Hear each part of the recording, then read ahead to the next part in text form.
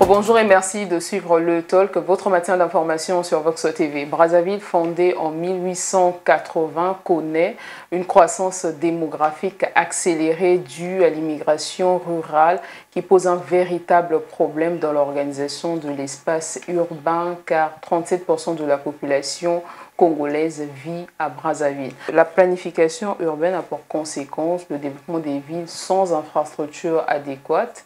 Et comment régler le problème d'urbanisme à Brazzaville? Pour en parler avec nous, deux professeurs sur ce plateau. Le professeur Brice Anissé Maïma, géomorphologue, vous enseignez en faculté des lettres et sciences humaines au département de géographie. Bonjour et bienvenue. Bonjour, sur le plateau du Talk. Face à vous, la professeure Clémence Ditengo, spécialiste en géographie urbaine.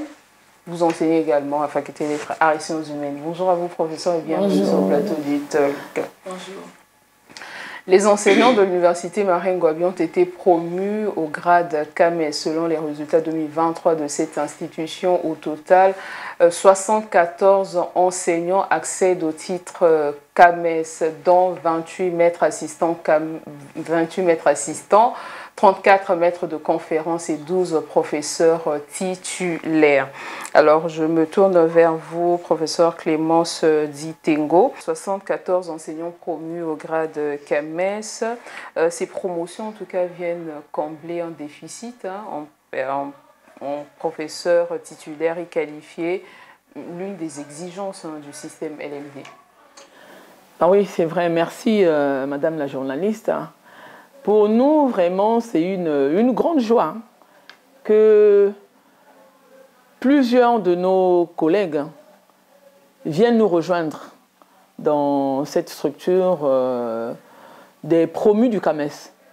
Tant parmi les maîtres assistants, les enseignants de rang A, comme nous les appelons, ce sont les maîtres de conférence.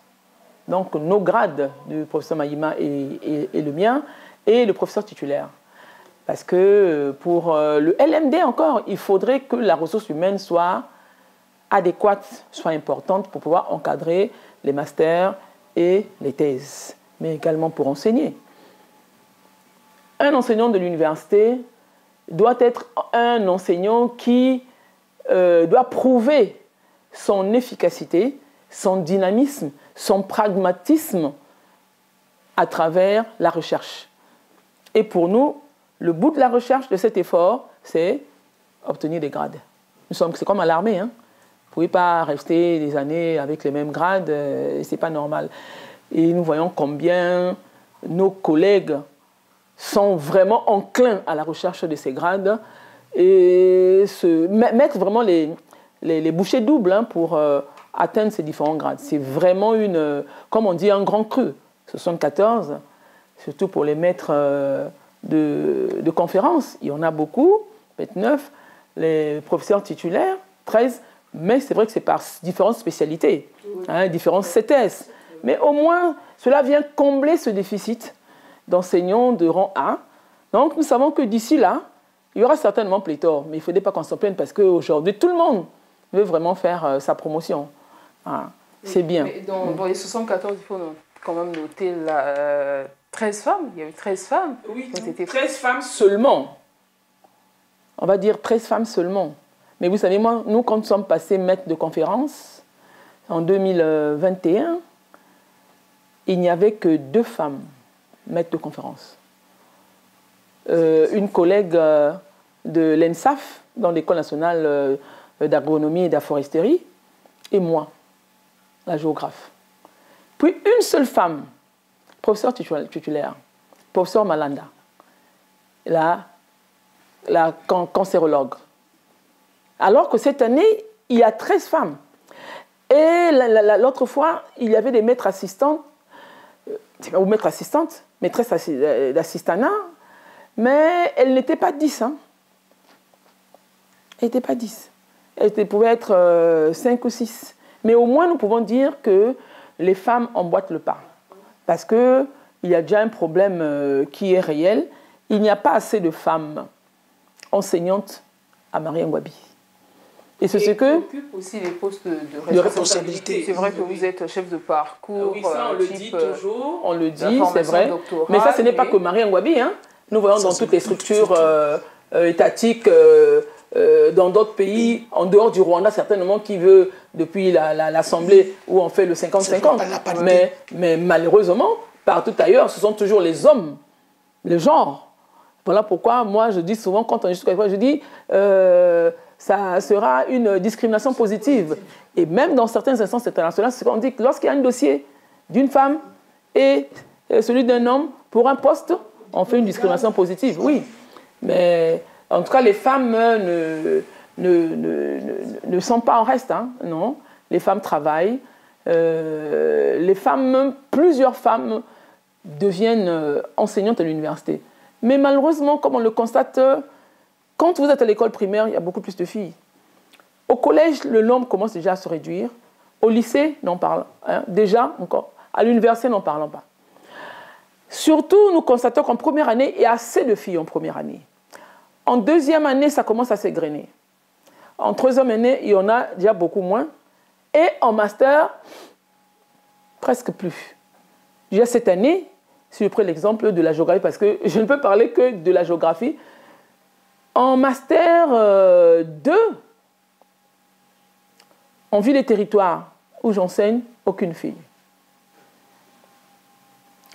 Une seule, mais elle était redoublante, donc c'est la promotion l'année dernière.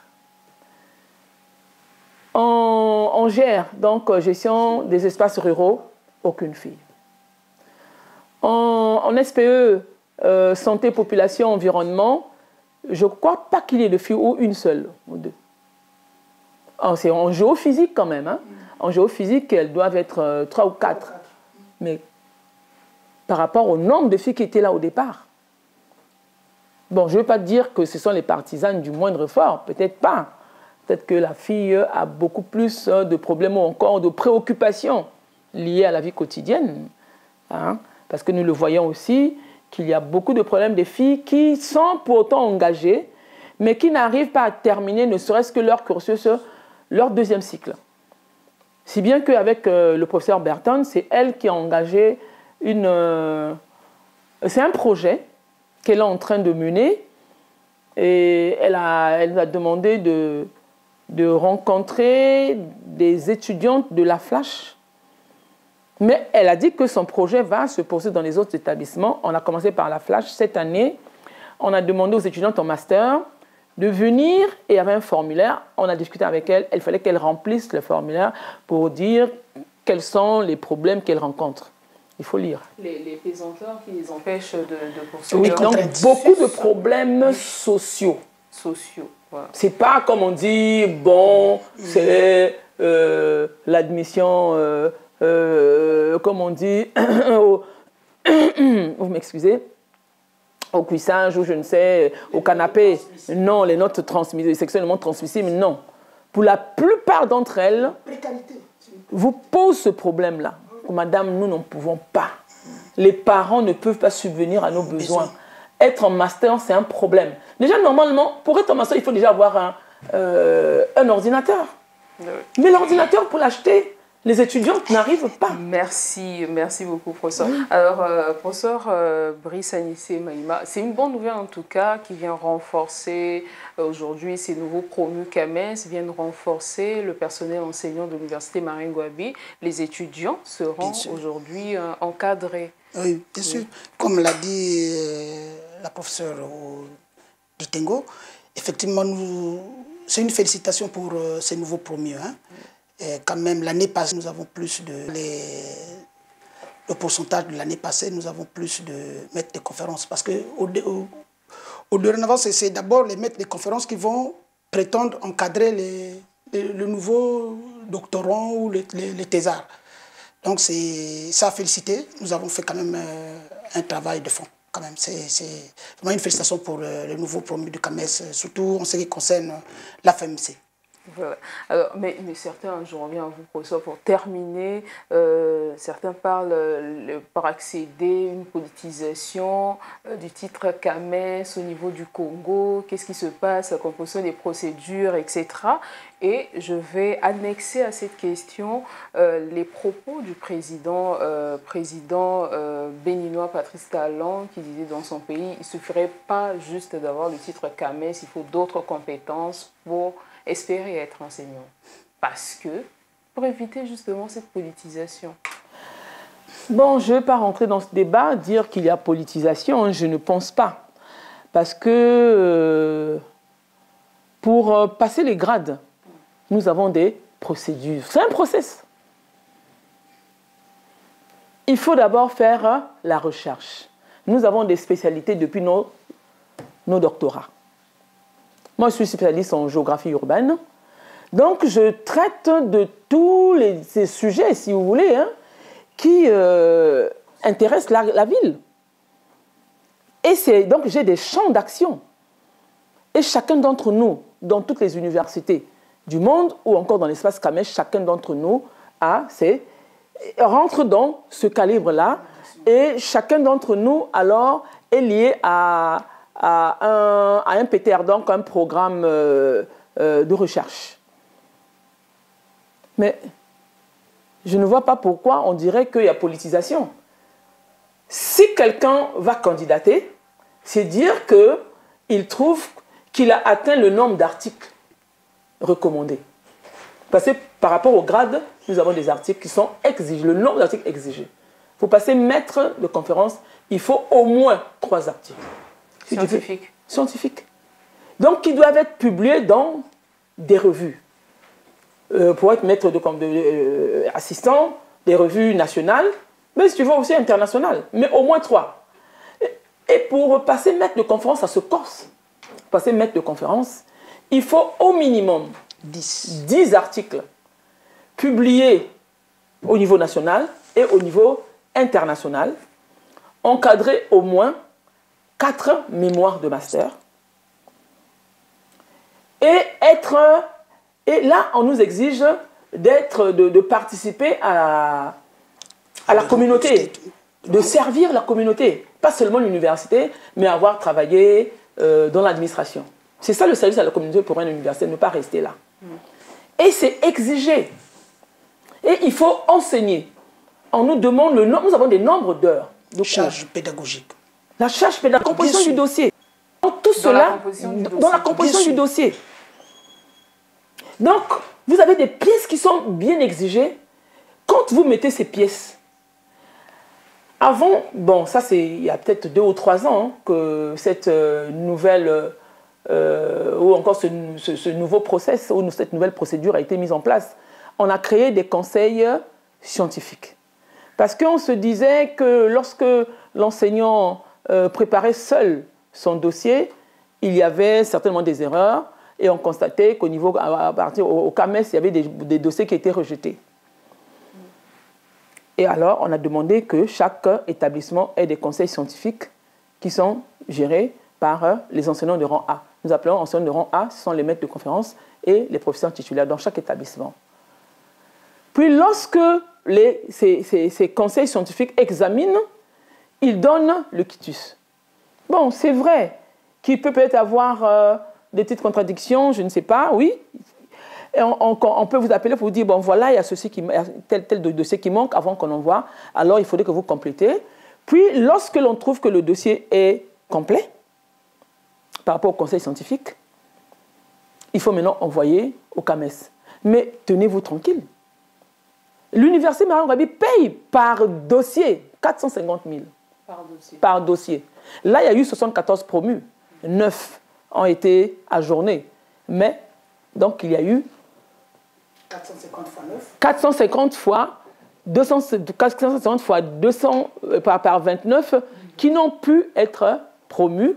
Ce n'est peut-être pas une perte, mais là déjà c'est... Professeur, donc moi je me dis, bon, professeur moi je me dis, bon, je ne vois pas qu'il est significatif parce qu'après, le dossier est envoyé au CAMES.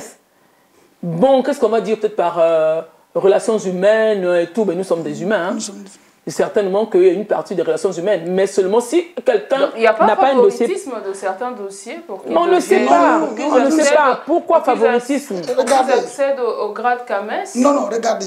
Pourquoi quand le CAMES centralise tous les dossiers, oui. on est humain. Il y a dans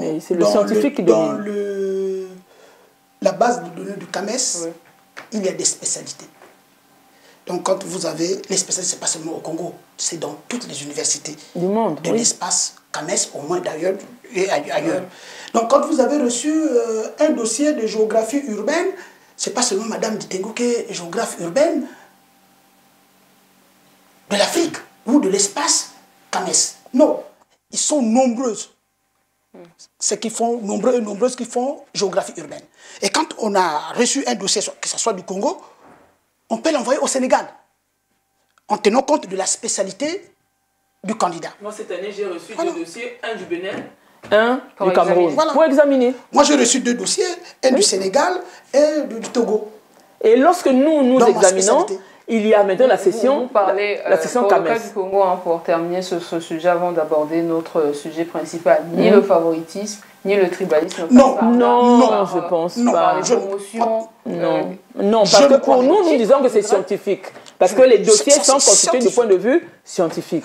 Bon, maintenant, s'il y a un timbre humain, on ne sait pas, parce que nous sommes des humains. Hein. Là encore, nous sommes sur un terrain scientifique. Oui. Un terrain scientifique. Du point de vue sociologique, peut-être on peut se le dire, mais pour nous, nous partons sur ce point-là, que les dossiers sont appuyés du point de vue scientifique, parce que quand le CAMES rejette un dossier, on vous notifie pourquoi. Il y a une motivation. On vous dit, on n'a pas reçu ou on n'a pas examiné votre dossier parce qu'il manque telle pièce, telle pièce. Il n'y a pas des dossiers qui sont recalés au niveau des établissements pour ne pas envoyer.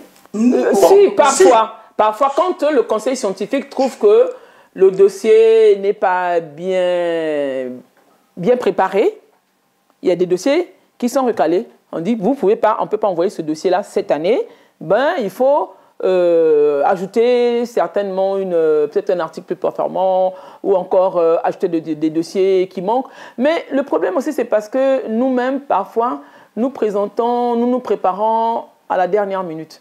Donc, on prépare les dossiers rapidement et il y a toujours des erreurs. Je ne connais pas quelqu'un qui a candidaté et dont le dossier n'a pas été retourné vers lui pour lui dire, voilà, à ceci, il faudrait que tu intègres ça, il faudrait que tu changes. Oui, il faut rappeler il y en a.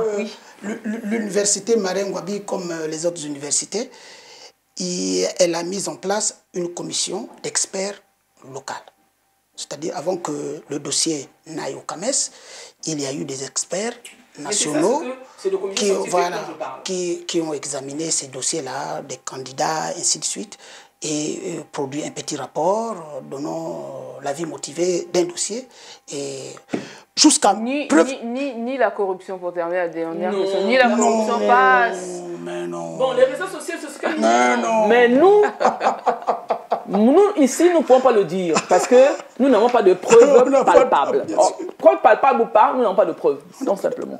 Du moment où nous n'avons pas de preuves, mais nous n'avons pas accédé quelque chose par le oui-dire, par la rumeur publique. C'est pas seulement le Congo, oui. C'est quand même plusieurs États, plusieurs universités. Mais c'est au niveau du Congo qu'on sélectionne. Ah mais non, oui. Donc on mais doit qui avoir vous dit, oui, mais tous les pays, tous les pays, ce sont tous les pays, bon, mais dans tous les pays, certainement, qu'il y a des petits problèmes aussi. Hein, parce que chaque pays, là nous parlons du Congo parce que nous sommes au Congo et que les dossiers sont envoyés. Mais malgré cela, nous voyons bien que sur plus de 100 dossiers qui ont été envoyés, 74. 14 ont pu être validés. Donc il y a 26. 29 qui ont été ajournés. Donc 103 dossiers qui ont été envoyés. L'ajournement motivé, hein, le CAMES motive la non-inscription des candidats au CAMES. Même au conseil scientifique, c'est également motivé. Quand on n'en voit pas, c'est également motivé. C'est motivé. Donc, en tout cas, félicitations au nouveau promu, surtout à l'université Marien Ngouabi. Malgré vous n'avez pas d'infrastructure, ça montre qu'il y a la matière qui est là. Il y a la matière le travail. On s'est donné. Mais au moins l'État, je vous l'ai dit la dernière fois. Nous avons simplement les primes de recherche. Voilà. Les primes de recherche. Merci. Et demain, d'après le programme de la Flash, les promus seront reçus par l'établissement, il y aura une petite collation. D'accord. Voilà. Merci, en tout cas, merci beaucoup à vous. Merci à vous deux, chers professeurs. Quels sont les problèmes d'urbanisme à Brazzaville et comment les régler? 37% de la population congolaise vit à Brazzaville. La croissance démographique accélérée causée par l'immigration rurale pose des problèmes de la gestion de l'espace. Pour en parler justement, comme annoncé au début de cette émission, deux enseignants, chercheurs à l'université Marien Ngouabi, spécialistes en géographie urbaine et en démographie. En géomorphologie. En géomorphologie pour regarder un peu les conséquences de l'urbanisme. Alors, on commence par vous, très rapidement. Alors, pourquoi, professeur Djitengo, vous qui êtes spécialiste en géographie urbaine, pourquoi la croissance démographique pose-t-elle des problèmes d'urbanisme aujourd'hui à Brazzaville? Pourquoi? Bon, mais la croissance démographique, c'est quoi? C'est le croît de la population. Oui. Donc, c'est dire que le Congo a un taux de natalité élevé. Et le taux de natalité du Congo, si on s'en tient au RGPH 2007, c'est un taux au-delà de 47 pour 1000. Donc, il y a, pour moi, je dirais un bon cru. Nous sommes des Africains. La population congolaise est très prolifique. Prolifique, mais il faut alors planifier. Planifier au point de vue des logements. Parce que là, nous parlons de l'urbanisation. L'urbanisation est liée au logement.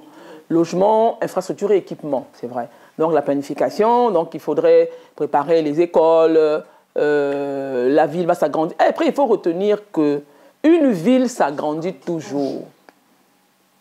On n'a jamais vu des villes qui sont statiques. C'est un phénomène naturel. Qui sont statiques. La ville va toujours évoluer. Mais la ville, il faudrait qu'elle évolue dans un canevas précis établi par les gouvernants. Ce sont des règles que nous appelons les règles d'urbanisme. Parce que toute ville a un périmètre urbain. Les problèmes se posent à Brazzaville, nous disons il y a une augmentation de la population. Quand vous dites même 37%, on peut même dire qu'au-delà, parce que si on prend la projection, ne serait-ce que 2020, hein, on est déjà au-delà de 2 500 000 habitants. Et Brazzaville, et plutôt le Congo, a une population d'environ 5 600 000. Donc on est déjà là presque à près de plus de 2 500 000, plus de 50% d'habitants à Brazzaville. Donc c'est une pression démographique, comme vous l'avez dit, la migration rurale dont vous parlez, nous l'appelons exode rural. Donc les populations viennent de l'extérieur, de l'intérieur du pays pour Brazzaville. Mais il y a également une croissance naturelle à Brazzaville. Donc ce qu'on appelle l'accroissement naturel de Brazzaville. Hein, le différentiel entre le taux de mortalité et le taux de natalité. Donc la population de Brazzaville elle-même augmente. Donc elle est couplée aux migrations. Migration nationale, donc l'exode rural venant des milieux ruraux, mais venant également des villes, hein, dans des petites villes, moyennes villes vers la ville de Brazzaville, mais également la migration internationale. Hein. Ne serait-ce que la migration régionale, nous avons bien des Camerounais, Gabonais, certainement, et autres dans notre pays. Mais puis, la migration de l'Afrique de l'Ouest, la migration du Moyen-Orient, nous avons beaucoup de Libanais ici, nous avons beaucoup d'Asiatiques maintenant, donc de toute nationalité. Les gens ont besoin des sols. Donc voilà pourquoi le problème se pose à Brazzaville, c'est un problème de logement, parce que l'Africain a cette habitude de vouloir régler sa vie en ville par l'acquisition d'un chez-soi. C'est la réussite en fait sociale. Un urbain qui n'a pas un chez-soi et il continue à louer, ça frise le ridicule. Ça frise le ridicule, il faut. Mais nous, quels sont les types de maisons que nous construisons? Du moment où l'État congolais, la politique de l'État congolais, elle est déficitaire, je veux dire. Elle est lente. Parce qu'ailleurs, nous voyons que, bon, quand je peux parler des HLM en France, c'est une politique du ministère de l'Urbanisme. On construit beaucoup de logements, mais ces logements ne sont pas des logements horizontaux, mais sont des logements verticaux, donc des logements à étage. Et même dans notre pays, vous voyez, les logements qui ont été construits maintenant, que ce soit le Conclérant ou encore les logements de Pilat, sont en hauteur. Ça réduit l'étalement de la ville. Mais lorsque c'est l'homme lui-même, l'habitant, qui veut avoir un logement, un logis, et surtout que depuis la conférence nationale, nous avons... Professeur, vous avez parlé de la planification. Avant de passer la parole au professeur Maïma, vous avez parlé de la planification urbaine, justement, vu le poids démographique aujourd'hui de Brazzaville. Il faut réorganiser la ville sur le plan urbain pour qu'il n'y ait pas, pour qu'on n'assiste pas à l'occupation anarchique dont les populations ont besoin, ce besoin se présente d'aller s'installer dans des quartiers où il n'y a pas d'infrastructure. Oui, c'est vrai. Pourquoi les quartiers n'ont pas d'infrastructure? Au départ, hein, et même maintenant, c'est par à-coup que l'État est en train de réorganiser la construction des infrastructures d'équipement. C'est difficile, c'est vrai, mais c'est parce que, moi je peux dire, depuis que, moi j'appelle ça comme ça, l'intrusion des propriétaires terriens dans la politique urbaine du pays, vraiment, ils ont déstabilisé. Parce que pour planifier, il faudrait que vous soyez maître de votre espace. Que vous ayez des réserves foncières. Et ils vendent des réserves, ils vendent des terres sans être de connivence avec les autorités. Les autorités qui ont qui sont légitimées pour gérer la ville. Donc la mairie de Brazzaville, le ministère de l'Urbanisme et de l'Habitat, le ministère des Aménagements du territoire, mais surtout le domaine foncier. Et souvent, quand ces propriétaires terriens vendent, et ils ne sont pas spécialistes de la terre. Ce sont les géomorphologues. Donc, oui, ce sont les géographes.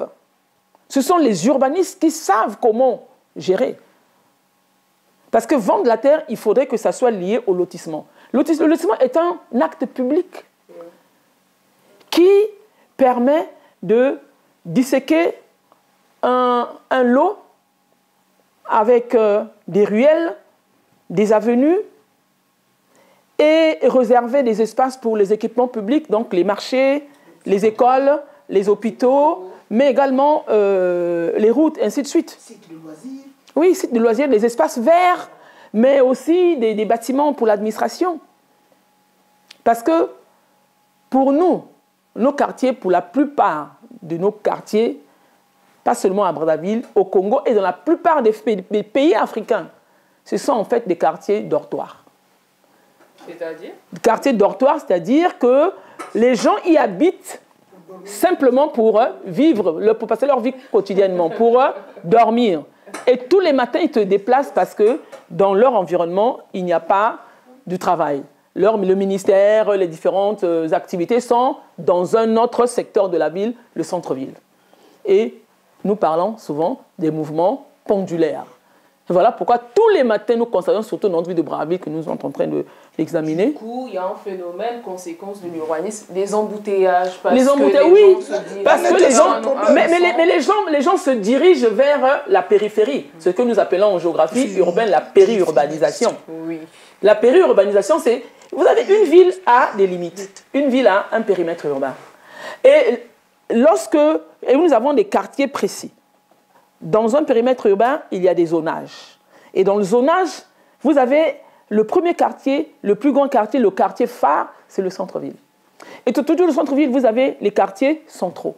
Et pour nous, les quartiers centraux à Brazzaville, c'est Potopoto, Bakongo, Makelekele, Mungali, Wenze.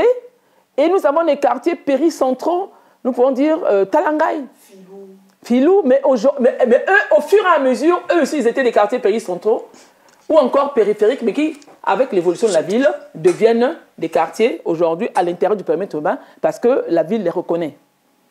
Mais en dehors du périmètre urbain, aujourd'hui, c'est là où nous avons de l'espace, où les propriétaires terriens continuent à vendre. Parce que dans la ville, Brazzaville, intramuros, il n'y a plus assez d'espace. C'est vrai qu'il y a des clusters, il y a des petits espaces encore. Vous voyez bien, quand aujourd'hui, il y a le quartier La Poudrière, là où se trouve l'église ICC, c'était un cluster, c'était un espace des militaires. Merci pour ça, professeur Maïmba. Vous, c'est plus avec les conséquences, hein, lorsque l'espace urbain n'est pas bien géré, lorsqu'il y a des occupations anarchiques. Aujourd'hui, nous sommes en période de saison sèche. Oui, on va revenir avec vous. Pourquoi? Et puis, il y a les conséquences de la mauvaise gestion de l'espace urbain. Oui. Bon, mais effectivement. Il y a l'étalement. La ville s'étale. Vous savez que quand on regarde Brazzaville, oui, il y a 10 ans en arrière, 15 ans, ceux qui vivaient à Mukondo, regardez le mont Kéo, c'est-à-dire la colline de Simbapé. Voilà, elle était encore, cette colline-là, elle était encore revitalisée. Hein? Il y avait la végétation, il n'y avait pas de problème. Oui. C'est ce que nous appelons en géomorphologie l'équilibre géomorphologique entre la nature, donc le substratum géologique, et l'espace. Voyez-vous, dès lors que les populations ont pris d'assaut ces collines, sans aucune règle urbanique, sans aménagement au préalable. En fait, on assiste à quoi? On assiste à une population soifée de l'espace qui prend d'assaut des zones. La mairie somnole, excusez-moi le terme, la mairie somnole. Quand elle se réveille, les populations sont déjà installées. En tant qu'autorité urbaine. En tant qu'autorité urbaine, les populations se sont installées. Et qui aménage le site? C'est les propriétaires terriens, comme a dit la prof. C'est les propriétaires terriens qui vous disent, ici, ma ruelle doit partir de là et prenons tel sens. Oublions qu'il y a une contrainte naturelle. Une contrainte naturelle. Vous ne pouvez pas quand même mettre en place, ériger vos ruelles dans le sens de la pente. Voyez-vous, tout ce problème, c'est un problème. C'est le problème des nouveaux quartiers aujourd'hui. Bien sûr. Des nouveaux quartiers. C'est le problème de nouveau quartier. Ce qu'il dit là, c'est le problème d'érosion. Le problème des érosions. Les érosions. Les ensablements, même les inondations, y compris. Donc, c'est compliqué. Déjà, si en amont, si vous n'avez pas une urbanisation saine, pensée, réglementée, planifiée, soyez rassurés qu'en aval, vous aurez les catastrophes naturelles de genre risque morphoclimatique, hydrologique, donc les érosions, les inondations, les ensablements. C'est ce que connaissent la plupart des villes subsahariennes. Malheureusement. Les problèmes de Brazzaville, il y a les érosions. Tout à l'heure, on a parlé des érosions, les embouteillages. Non, ça, l'embouteillage, c'est par rapport à la mobilité. Par rapport à la mobilité. Là où les gens vivent dans d'autres quartiers parce qu'ils s'éloignent des lieux de travail. Ils s'éloignent des lieux de travail.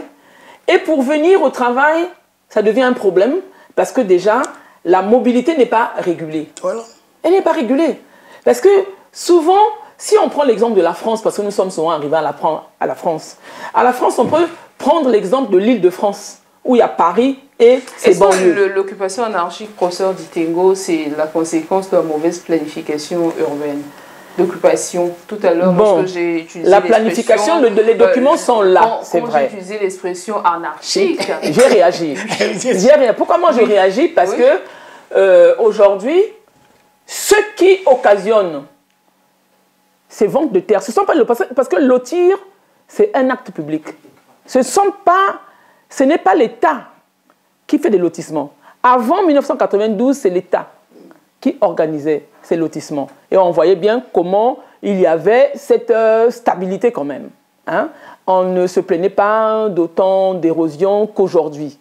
Mais depuis que les propriétaires terriens, voilà pourquoi je parle de l'intrusion des propriétaires terriens dans la politique urbaine, la politique d'aménagement. Comme disait le professeur Maïma, normalement, c'est l'État qui devait... Voilà pourquoi aujourd'hui nous disons que l'urbanisation précède l'urbanisme.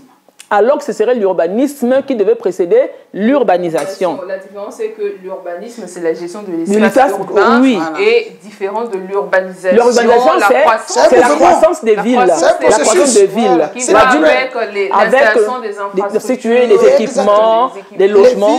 Mais si seulement c'était l'État, si seulement c'était l'État qui gérait réellement, je crois que il y aurait eu beaucoup de bémols dans la pratique.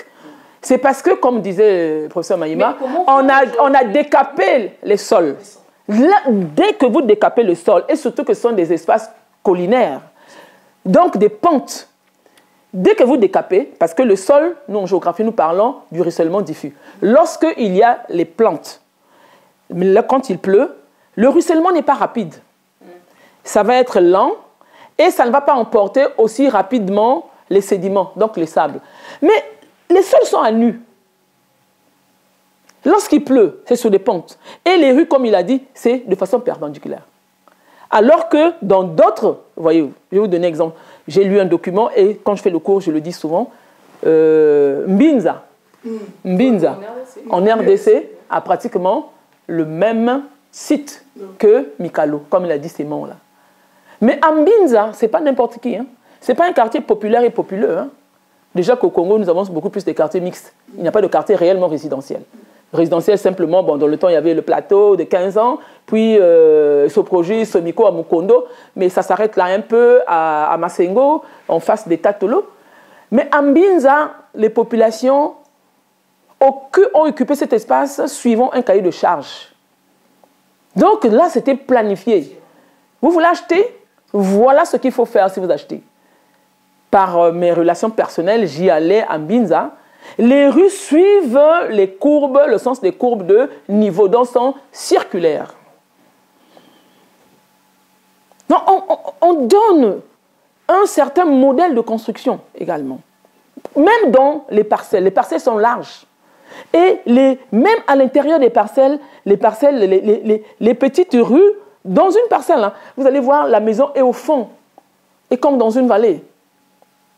Mais pour atteindre cette maison, c'est bitumé. Et la parcelle, il y a la pelouse. Malheureusement, dans nos quartiers, non. On plante des arbres, oui. Mais l'arbre ne va pas retenir le sol. Hein. L'arbre ne va pas retenir les sols. Les parcelles sont construites pas suivant les normes. Bon, mais déjà que les normes, donc il fallait que ce soit les architectes, que chaque maison ait un plan architectural. Bon, je sais que certaines maisons ont des plans. De payer les services d'un architecte? Souvent, non. Souvent, ce sont les tâcherons qui construisent. Les tâcherons, ce sont nos maçons qui construisent. Et avoir une entreprise donc, qui vienne construire, le service de l'architecte, hein, parce que l'autre n'est pas venu, ce n'est pas donné à tout le monde. Si bien que ce sont les tâcherons qui construisent. Mais quand le tâcheron construit, lui, il vient construire par rapport à... Il arrive des fois où les populations aggravent la situation. Vous êtes déjà sur une pente, mais essayez d'adapter votre construction par rapport à la pente. Mais pour avoir un équilibre, il creuse. Hein, monsieur Mahima? Souvent, il creuse. Alors que lorsqu'on creuse, on fragilise encore. Même en creusant, c'est ce qu'on appelle parfois les modes de gestion sous les contraintes naturelles. Même quand on creuse, il faut tenir compte de la roche en place. Ah oui, on ne creuse pas sous le sable, malheureusement. Parce que... Voilà, on ne creuse pas sous le sable. Vous ne pouvez pas avoir un talus stabilisé sur du sable. Le sable. Le sable, il est mouvant. L'exemple, par exemple, du quartier Le Bled. Oui, mais et le Bled aussi commence à subir le même problème. Comparez simplement... Filou, pas seulement le Bled, vous prenez ces aménagements-là qui sont mis en place à Kinsundi, vous les comparez aux aménagements mis en place, les mêmes types d'aménagements mis en place de l'autre côté, dans la partie septentrionale de notre capitale, vous allez vous rendre compte qu'il y a un certain nombre de méthodes. La méthode par terrassement n'est possible que dans la partie quand vous dépassez le Djoué. Parce que là-bas, nous avons une roche qui est assez résistante, avec un petit pourcentage des éléments liants qui confèrent à la roche sa rigidité. Mais ce n'est pas possible sous le sable. Vous ne pouvez pas. Vous ne pouvez pas. Voilà pourquoi moi je me dis toujours que dans ces genres de sites, en urbanisme, madame sous contrôle du prof Dutengo, qu'il y a des zones édificantes. C'est-à-dire, si l'État n'est pas passé, vous ne pouvez pas. Non à édificantes. Non à édificantes. Donc des zones inconstructibles. Où on ne peut pas construire. On ne peut pas. Malheureusement, sous le site de Brazzaville, nous avons pratiquement 60% des zones non édificantes. Oui, bien sûr. Les zones non édificantes. On a laissé faire. On a laissé faire. Et tout le problème, c'est qu'aujourd'hui, nous sommes en train de réfléchir comment réparer.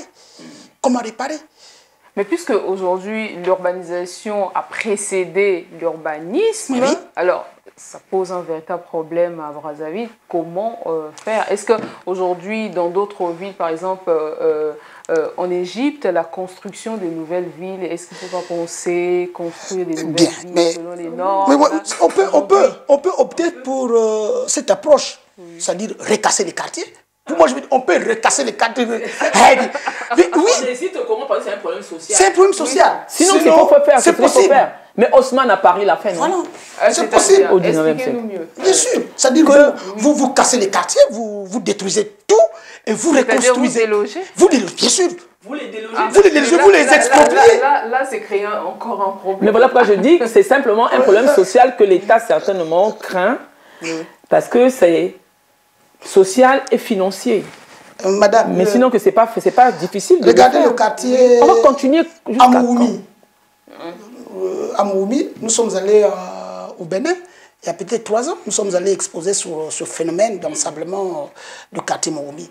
Mais vous ne pouvez pas comprendre. Si vous n'êtes pas arrivé à Mououmi, c'est difficile de comprendre que quand vous marchez derrière la station de Mououmi, qu'il y a tout un quartier qui a disparu. Englouti. Là où, quand on est arrivé pour la première fois, et le professeur Sitou en train de faire le travail de terrain, nous avons vu les jeunes en train de jouer. Mais le chef de quartier nous a dit, mais là où jouent ces petits-là, il y a des maisons englouties. Voyez-vous? Le même phénomène, mais sans te couper la parole, je me rappelle, quand nous étions étudiants, nous avions un collègue tchadien, Dobinga. Oui, Dobinga, oui. Dobinga a rédigé son mémoire de 2S sur Mikalou. En 1989, ce problème d'ensablement existait déjà. Il a montré des photos où une maison est construite sur une autre maison. Donc, la première maison qui a été engloutie dans le sable devient une fondation pour la nouvelle maison. Donc, ça a commencé depuis. Malheureusement. Mais c'est un problème qu'il fallait prendre à bras le corps et régler. Bon, on est en train d'essayer de régler. L'urbanisation, conséquence, la croissance démographique qui pousse les populations aujourd'hui à aller occuper les quartiers, peut-être des terres qui sont inappropriées. Mais comment faire avec le poids démographique aujourd'hui? Comment organiser? Mais regardez, en urbanisme, ils ont des schémas directeurs. Oui. Ils ont un schéma, c'est un dessin. Excusez-moi l'expression, c'est un dessin qui prévoit la projection. C'est un plan. Un plan. Voilà, un schéma qui vous dit l'évolution de la ville, vous dit à une heure donnée ou à un temps donné, la ville va s'étendre à l'ouest ou à l'est ou au sud, au nord. C'est tout. Ça veut dire que... Voilà ce qu'il faut faire. Voilà ce qu'il faut avoir de la ville. Des zones qu'il ne faut pas occuper. Voilà. Oui. Il y a ce schéma. Parce qu'au Congo, nous avons aujourd'hui 2 schémas directeurs. Le premier schéma a été mis en place ou encore réalisé en 1980 par le CRET. On avait un bon centre, je me rappelle, nous allions souvent étudier là-bas. Notre enseignant, c'était M. Dembatello, qui était le directeur général. On l'appelait la NASA urbaine. Parce que c'est là-bas où on étudiait avec des politiques de la planification de la ville. Politique d'aménagement. Donc, le schéma directeur de 1980 a donné des directives. Ce schéma d'avènement, plus je vous dis que ça doit faire 20 ans, c'était jusqu'en 2000, l'évolution de la ville de Brazzaville. Et dans ce schéma, je me rappelle bien, la partie des Mikalou, sachant que le sol était friable, n'était pas favorable à une grande urbanisation. Cette zone... Et surtout, cette zone, pendant la période de saison de pluie, a été exposée. Exposée, mais parce qu'il n'y a pas de couvert végétal. Donc, quand il y a la pluie, le ruissellement est très intense et quand l'eau de pluie descend vers elle est chargée de sable. Et voilà pourquoi nous retrouvons du sable. Et même sur la route de Ngamakoso aujourd'hui, il arrivait quand il pleuvait, tout le sable qui arrive et obstrue la voie. Il faut attendre qu'il y ait des engins qui viennent enlever. Et c'est le problème qui se pose aujourd'hui à Mououmi, c'est le même problème, qui a commencé avec certains travaux qui n'avaient pas été achevés et les populations aussi ont occupé ces petites collines encore, ces talus. La station de Africa. Aujourd'hui, ne peut pas fonctionner. D'ailleurs, on a plusieurs reportages justement. Donc, on peut avoir 50 mètres de dénivelé de sable. De sable. Moi, quand vous voyez, c'est des camions, donc c'est des tonnes de sable. Lui, les géomorphologues. Les géomorphologues ont la capacité d'évaluer la quantité de sable enlevée. Il fallait adapter les constructions ou carrément il ne fallait pas construire. Le problème, c'est quand vous arrivez... Il n'est pas dit qu'on ne peut pas construire. Il y a toujours des techniques. Non, il y a toujours des techniques. Mais comme ce n'est pas l'État qui a la manette. Oui, qui a la manette. Donc, ce sont les propriétaires terriens. Regardez, la Suisse est bâtie en hauteur. En hauteur, hein. C'est difficile. Escarpé. C'est très difficile que vous entendiez. Il y a aussi la Turquie. Oui, c'est très difficile que vous entendiez. Et le Rwanda aujourd'hui. Les phénomènes d'éboulement, de glissement de terrain, ainsi de suite. Non.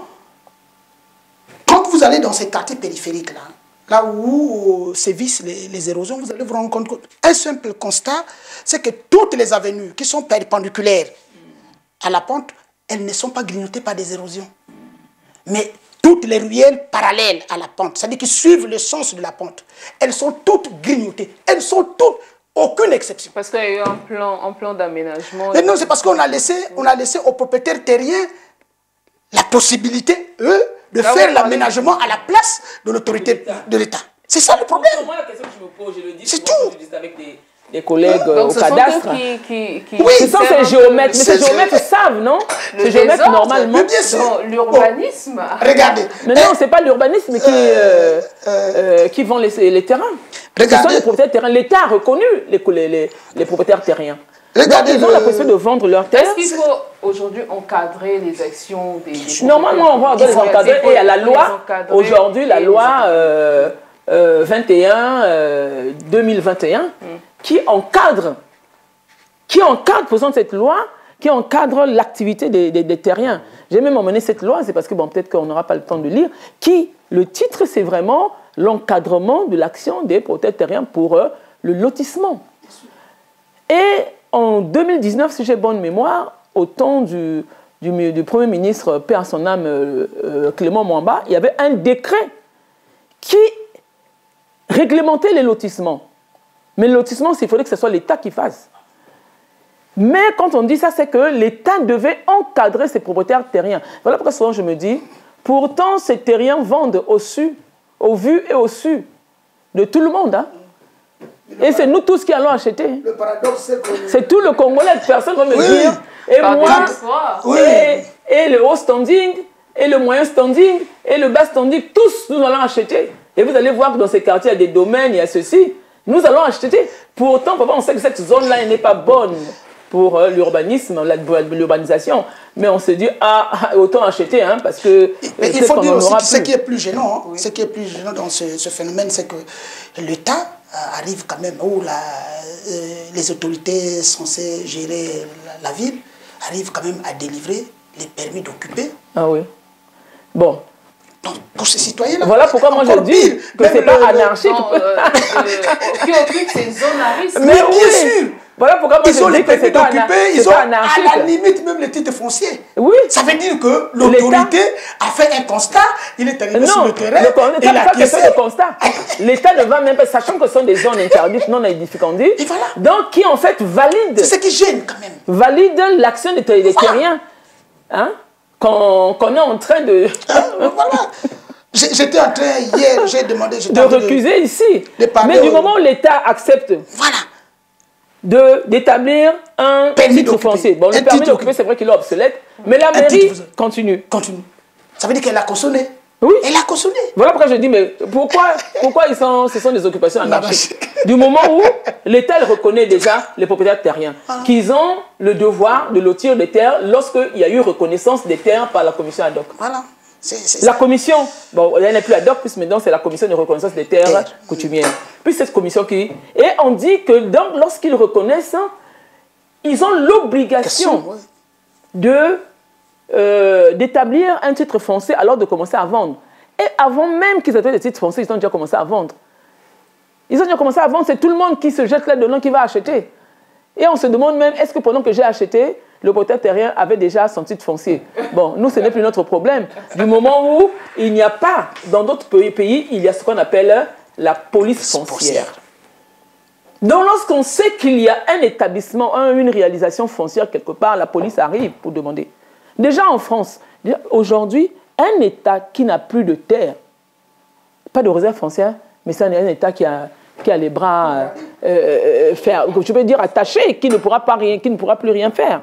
Et heureusement que dans cette loi 2021, il est dit que pour établir les titres fonciers, les terriens qui n'ont pas de terre, qui n'ont pas d'argent, ils vont donner 5% de l'espace qu'ils veulent vendre, ou encore que l'espace qu'ils ont fait reconnaître à l'État pour que l'État ait des réserves foncières. Et lorsqu'ils ont établi leur titre foncier, pendant qu'ils vont vendre, ils doivent réserver 10% de ces espaces-là à l'État pour que l'État puisse ériger les espaces, différents espaces, équipements, infrastructures, superstructures et autres.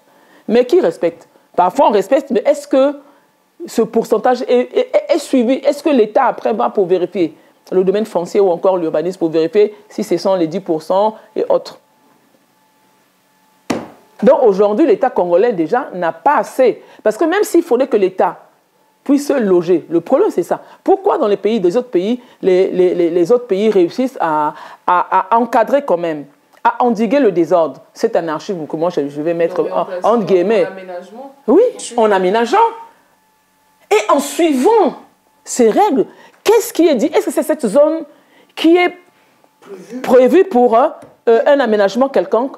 Quel est l'aménagement qui est? Mais puisque le plan directeur, le schéma directeur le montre et le plan directeur le prévoit. Le problème des érosions et tout ça. Aujourd'hui, les populations sont un peu à l'abri parce que nous sommes en période de pluie. Sèche. Mais voilà pourquoi il y a même un quartier à Mikalo qu'on appelle Simbapel.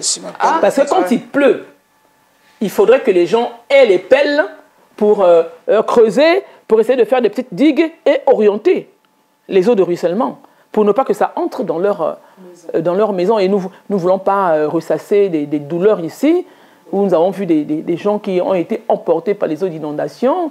C'est difficile, mais nous savons que l'État est en train de se battre avec différents projets, liés soit à l'AFD, l'Agence française de développement, soit à la Banque mondiale, qui nous aident pour essayer d'aménager des quartiers. Si déjà le projet Durkep aménager Mukunzigwaka et Sukisa, qui sont des quartiers qui étaient devenus précaires parce que des conditions difficiles.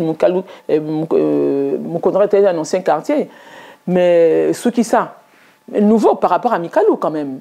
Mais ces phénomènes existent. On a au moins essayé de mettre des canalisations, parce que l'eau, il y a la gestion des eaux pluviales. C'est l'assainissement. Il faut canaliser ces eaux. Il faut canaliser également, comment dirais-je, le dynamisme plutôt des populations qui veulent construire partout. Voilà pourquoi il disait il faut raser. Mais est-ce que pourrons-nous raser? Dans d'autres pays, on raserait. Parce que dans le plan, dans le schéma directeur, le consultant c'était Kéos. Le consultant demandait il faut raser ces zones-là et remettre ces zones à la nature. Parce qu'on a vu, ce sont vraiment des grands trous. On ne sait même pas comment faire, mais je sais qu'avec la technique, on peut bien régler. Mais le problème avec ça, c'est que dans le cadre de traitement des têtes d'érosion, et ainsi de suite, surtout que nous sommes dans une zone urbaine, dans une ville, le plus souvent, on a du mal à restaurer l'espace dégradé. du mal. Trop de tout. C'est vraiment des appareils des squelettiques qui vous laissent des trous béants. Et même quand vous procédez par des méthodes mécaniques, vous pouvez arrêter la dynamique érosive, mais vous ne pouvez pas restaurer l'espace. Parce que restaurer veut dire revenir à l'origine à l'origine de l'espace, c'est-à-dire quand l'espace avant l'occupation. Et avant le déclenchement de phénomènes, même si vous faites les remblais, je ne suis pas sûr que les parcelles perdues soient récupérées. Ce n'est pas possible. Vous voyez le ravin de Mimi ou de Casis. On n'a pas restauré. On a arrêté l'érosion et on a laissé la nature reprendre son droit. Et ceux qui ont perdu ces parcelles-là, jadis, c'est des parcelles occupées, des maisons, et ainsi de suite. Mais ils sont des déplacés. Même si on n'en parle pas. Ah oui, mais quand ils sont partis de là, ils sont allés occuper plus tard, plus loin. De la même façon. Les mêmes sites aussi. Les mêmes sites. Même genre de sites. Voilà. Donc, c'est difficile. Sans projet d'aménagement. Sans projet d'aménagement, c'est ça le problème. C'est ça tout notre problème. Sans projet d'aménagement. Il faut arrêter. Non, on espère que cette loi de 2021, mais depuis mai 2021, il y a encore des espaces qui sont vendus. Non.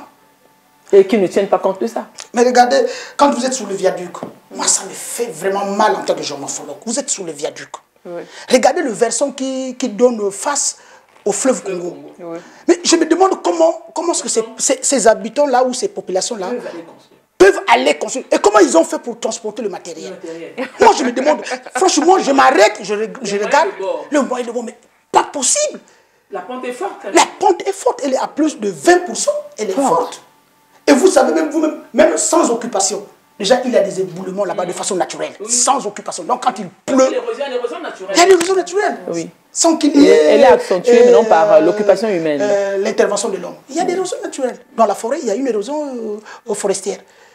Mais ici, c'est grave. C'est grave. Moi, je me demande comment est-ce que la mairie de Brazzaville peut aussi accepter que les populations, franchement... Il faut vraiment que l'État s'impose. Que dès qu'on entend seulement que quelqu'un est en train de vendre là-bas, qu'on aille arrêter. Mais c'est la chose qu'on ne fait pas. Pour éviter les conséquences. Mais oui, pour les conséquences, parce qu'après, on entend maintenant les gens, non? Vous n'avez pas demandé la permis. L'État a interdit. Parce que dans la loi de l'État, ce sont des zones non indifférenciées, donc des zones inconstructibles. Vous êtes entêtés parce qu'il faut s'installer. Les gens se sont installés. Bon, il y a eu le laxisme. L'État a laissé faire, au risque de leur vie. Non, mais le problème, c'est que ça reviendra sur l'État. Ne vous en faites pas. Oui, mais après, on réclame. Quand il y a des problèmes, l'État